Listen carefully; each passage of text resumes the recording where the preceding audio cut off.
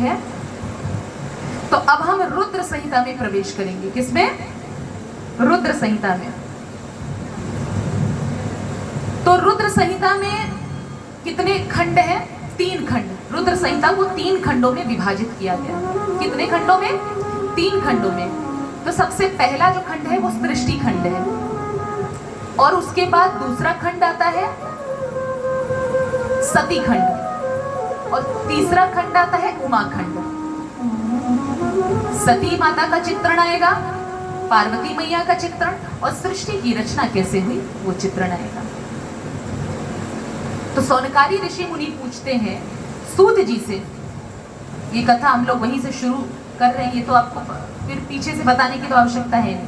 तो सौनकारी ऋषि मुनि सूत जी से कहते हैं, प्रभु अब आगे की प्रभु की लीलाएं आप हमें बताइए कि किस प्रकार भगवान भोले की सहायता से सृष्टि की रचना हुई है, उनकी और लीलाओं के बारे में बताइए। किस प्रकार भोले बाबा ने सती मैया से विवाह किया था, और सती मैया को क्या ऐसी जरूरत आन पड़ी कि उन्होंने अपनी देह को भी योगाग्नि में भस्म कर दिया, ऐसा क्यों?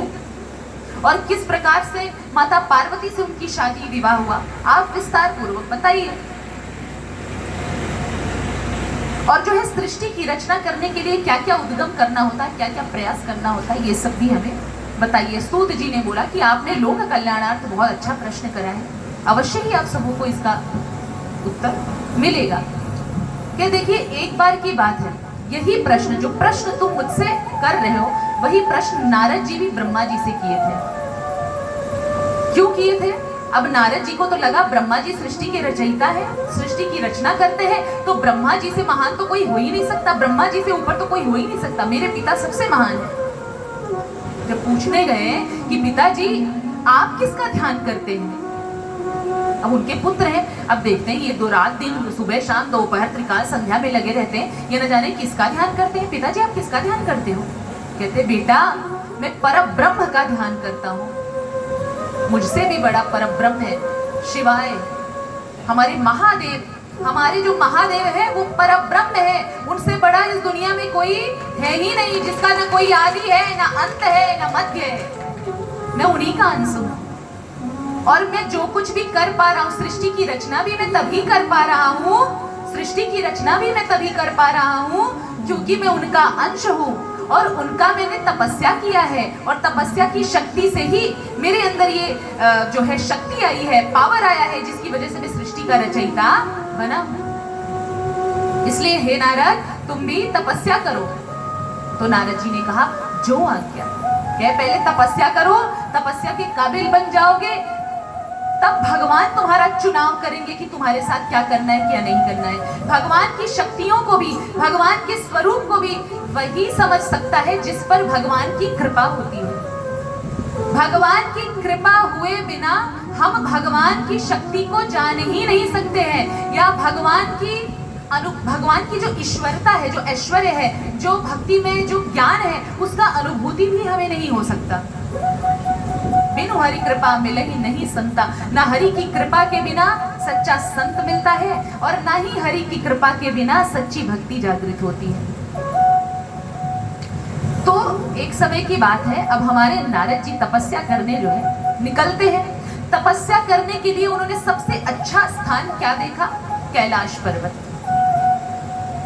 कैलाश पर्वत, जहां भगवान हमेशा तपस्या में संलग्न रहते हैं, लीन रहते हैं, अपने ही स्वरूप ब्रह्म स्वरूप का ध्यान करते हैं प्रभु वहां पर। तो नारद जी ने सोचा कि भैया तपस्या का सबसे अच्छा स्थान तो हिमालय ही है। तो हिमालय पर्वत पर पहुंचते हैं, यमुना नदी के तट पर। अब देखते हैं जो सबसे सुंदर आश्रम है, जहां भोले बाबा हजारों करोड़ों वर्षों तक दिव्य तपस्या कर चुके हैं। वहां पर नारद जी अपना आसन लगाते हैं, अभिषिक्त होते हैं, आसन पर अपने आप को पधराते हैं और भगवान की तपस्या में लीन हो जाते हैं। अच्छा, जैसे ही भगवान की तपस्या में लीन होते हैं, इंद्र को घबराहट होने लगती है। इंद्र हमेशा घबरा जाते हैं। क्यों पता है? क्योंकि अगर कोई तपस्या किया, भगवान ने भी कहा है कि धरती पर भी यदि कोई हजारों करोड़ों वर्षों तक तपस्या कर लिया, तो उसके अंदर ये सामर्थ्यता आ जाती कि वो ये इंद्र बना दिया जाएगा। अब नारद जी जब तपस्या कर रहे हैं, तो इंद्र को क्या टेंशन हो गई? मेरी पदवी अब छिन जाएगी।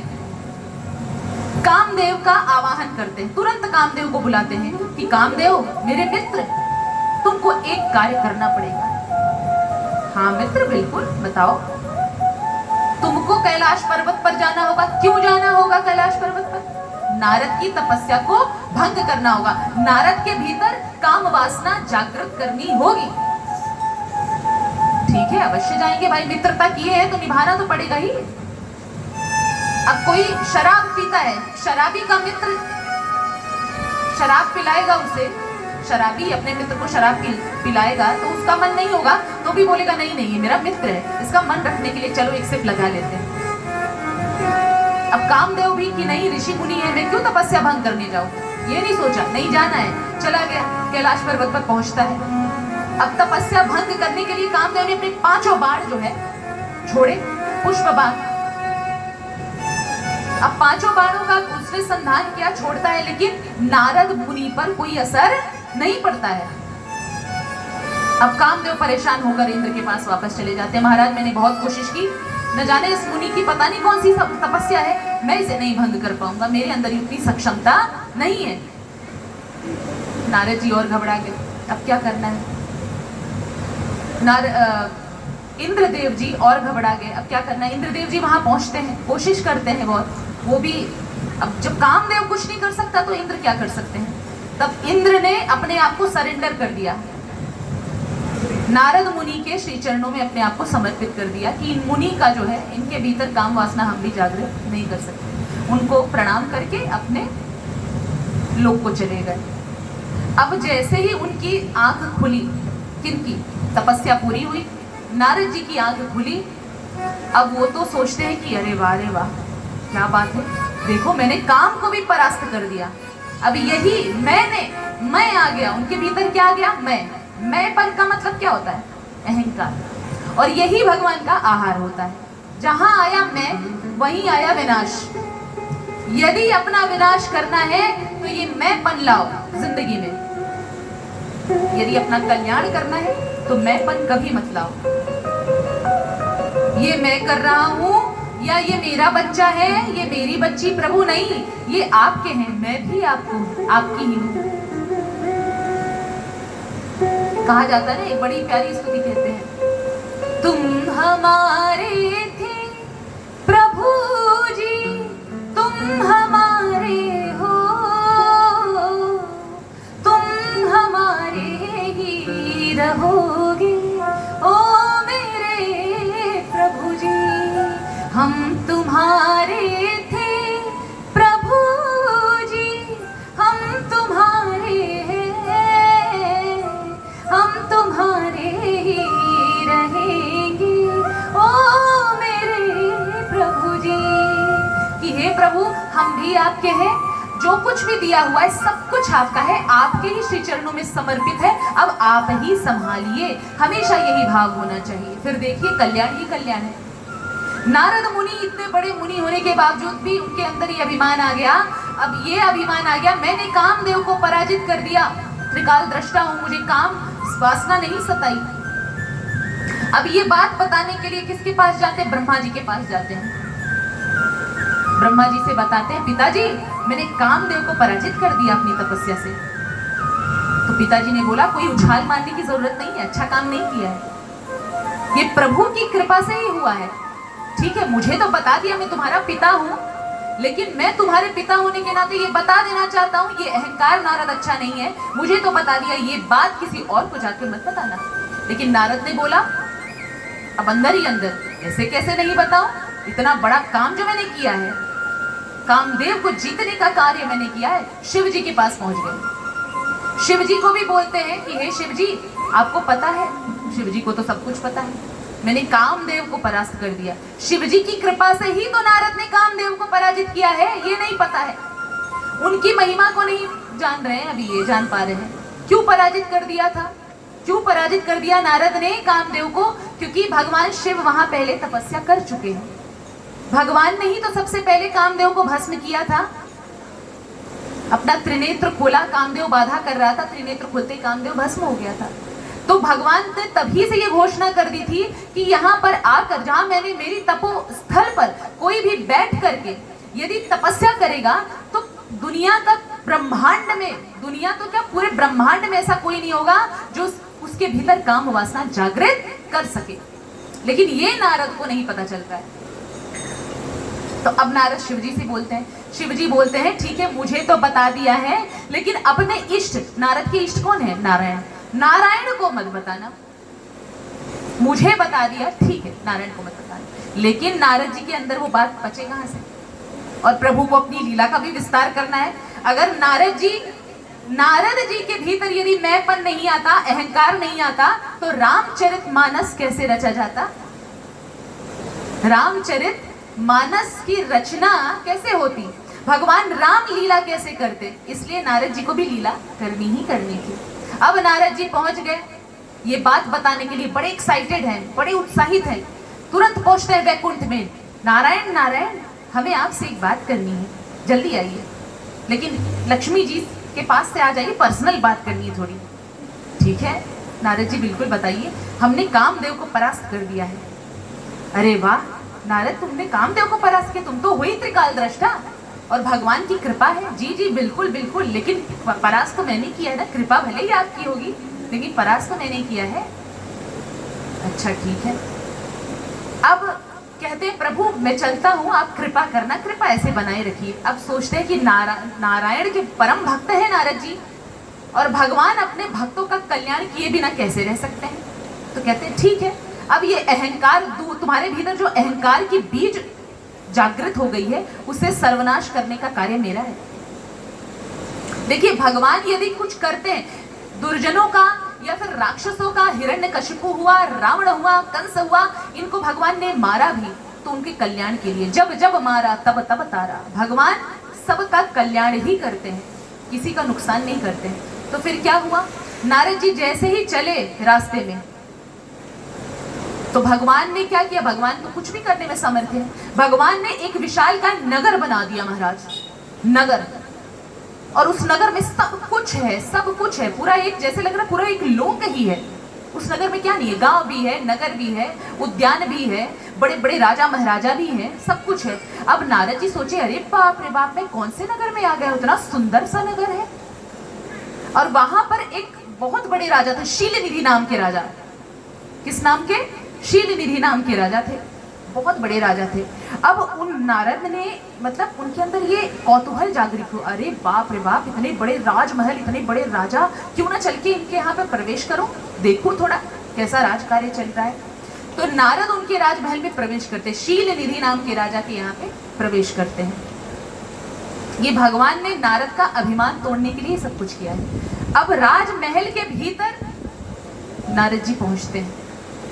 शीलनिधि नाम के राजा उनका सत्कार करते हैं, उनको बिठाते हैं, उनके चरणों का प्रक्षालन करते हैं, पूजा पाठ करते हैं, बिठाते हैं कि आप यहाँ देव ऋषि हैं, आप यहाँ पधारे, हमारे अहोभाग्य। कहते हे महर्षि, एक बात कहनी है आपसे। तो कहते क्या कहनी है? कहो। मेरी एक बेटी है, मेरी एक बेटी है, उसका नाम है, क्या नाम है? श्रीमती, जो कि विश्व कन्या, विश्व मोहिनी के नाम से जानी जाती है। किस नाम से? विश्व मोहिनी के नाम से जानी जाती है। हम लोग उसे प्यार से श्रीमती कहते हैं, और हम लोग उसका विवाह करने के लिए देख रहे हैं, मतलब उसका शादी विवाह करना चाहते हैं, उसके लिए योग्य वर ढूंढ रहे हैं। नारद जी आप यहाँ आए ही हैं, तो क्यों ना आप मेरी बेटी का हाथ देख लें कि उसके भाग्य में भी कोई अच्छा वर है या नहीं है। माता पिता तो परेशान रहते हैं। जरूर बिल्कुल देख लेंगे।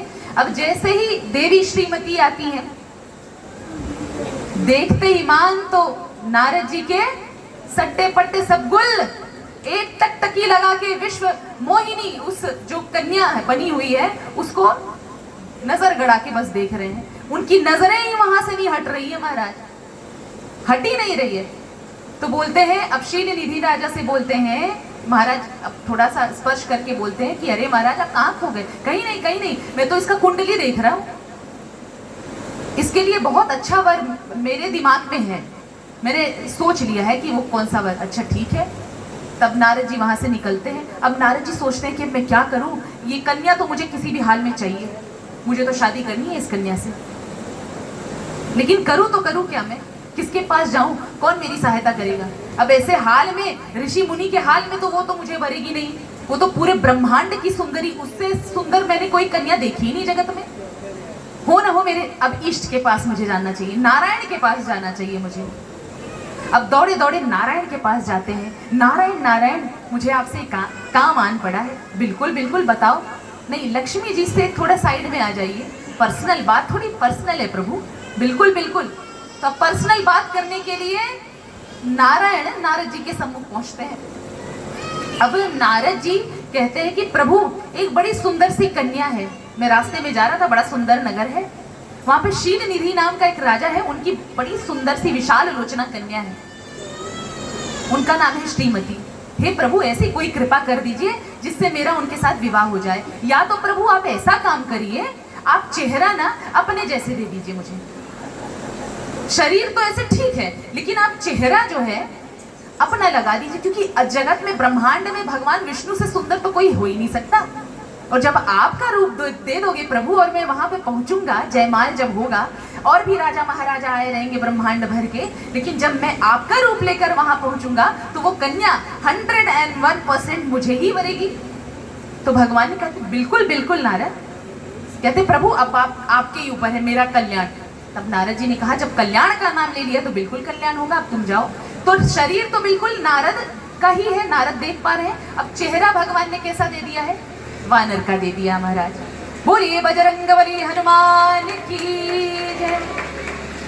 तो चेहरा कैसा दिया, वानर का दे दिया। ये नारद इससे अनभिज्ञ है, नारद को पता नहीं है कि चेहरा ऐसे दे दिया है। अब वहां पर विवाह का कार्यक्रम आयोजन हुआ, बहुत सारे राजागण आए हैं कि भाई मेरी शादी हो जाए, मेरी शादी हो जाए। नारद जी भी अपने ठाट बाट से गए। अच्छा, ये सब बात जो है और किसी को नहीं पता है। जैसे जितने भी सभा में उपस्थित थे, चाहे वो राजा हो चाहे और भी जितने भी राजागण आए थे, ऋषि मुनि गंधर्व सब उपस्थित थे, ये रहस्य कोई जान नहीं पाया। सभी नारद जी को नारद जी के ही रूप से देख रहे हैं। ये सिर्फ भगवान विष्णु को पता था ये बात, और वहां सभा में उपस्थित भगवान रुद्र के, भगवान शंकर के 2 गण आए थे, ये बात उन 2 गणों को भी पता थी। और वो 2 गण क्यों भगवान शिव ने भेजे थे, नारद के कल्याण के लिए। तो ये बात कि जो नारद जी हैं, नारद ऋषि का चेहरा वानर जैसे हो गया है, ये बात सिर्फ किनको पता थी, एक तो विष्णु जी को और दूसरे भगवान शिव के उन 2 गणों को। बाकी सबको ऐसा ही लगा ये मुनि है बैठे हुए हैं, ठीक है। अब नारद जी जैसे ही कन्या लेकर आती है जयमाल, अब तो सोचते हैं वाह क्या बात है, आज तो मेरा विवाह इस कन्या से होके ही रहेगा। दुनिया के अंदर ऐसी सामर्थ्यता नहीं है जो ये विवाह संपन्न हुए बिना रोक सके। बड़े खुश है हमारे नारद जी। अब जैसे ही वो कन्या आई, सबको देखते हुए, मैं जयमाला लेते हुए देखती है मेरे लायक तो कोई है ही, मेरे काबिल तो कोई है ही। नारद जी के पास जैसे ही वो कन्या आई, बड़ी क्रोधित हो गई। उन कन्या को भी ये बात पता चल गई है, अब प्रभु की कृपा हो गई है। पहले नहीं पता थी, लेकिन जैसे ही उनके समक्ष आती है, नारद जी के समक्ष आती है, कहती है अरे ये वानर मुखिया क्या यहाँ पे क्या कर रहा है, इसका यहाँ क्या काम है, मैं इसको वरूंगी, बिल्कुल नहीं वरूंगी। अब क्रोधित होकर चली गई। अब सोच रहे माजरा क्या है, समझ में तो कुछ आ नहीं रहा है, भगवान विष्णु का दिया हुआ रूप है। अब उस कन्या को उस काबिल कोई दिखा ही नहीं कि मेरे योग्य कोई वर है।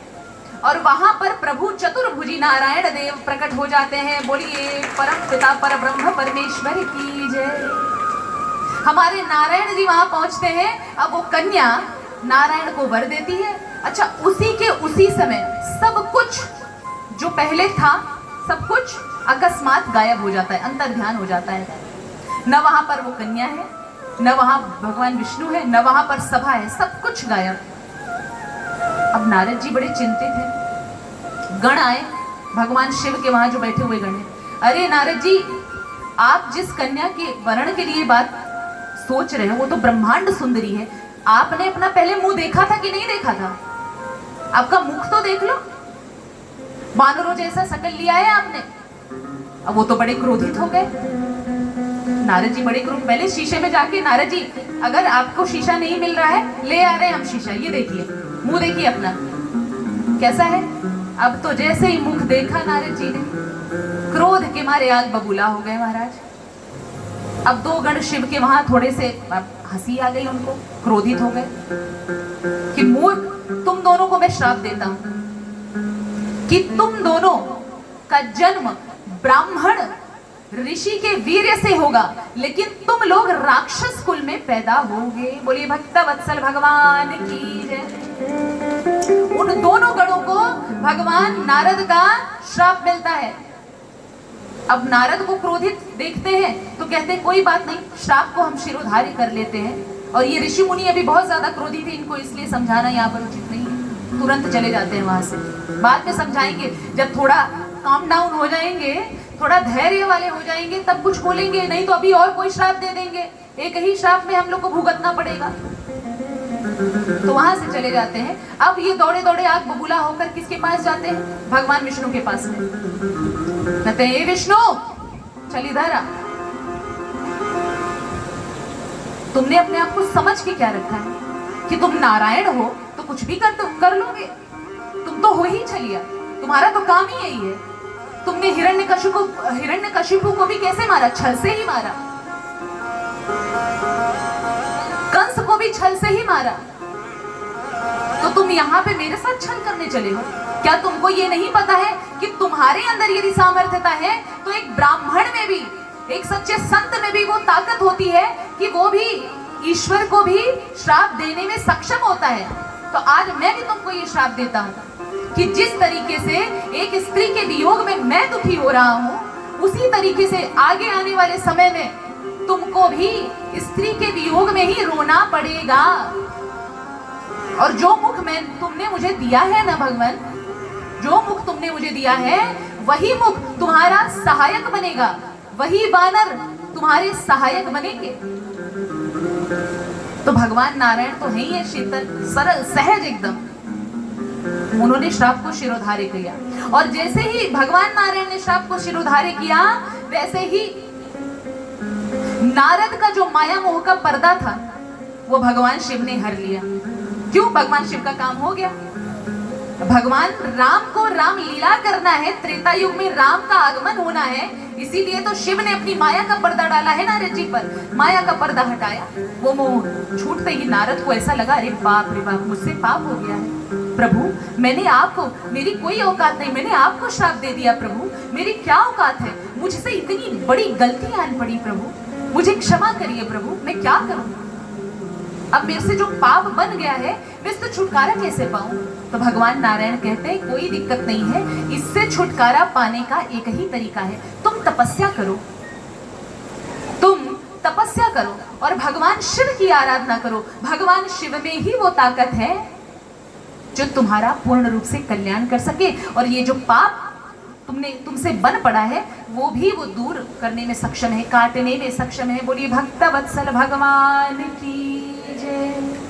तो अब थोड़ा सा भगवान नाम संकीर्तन करते हैं।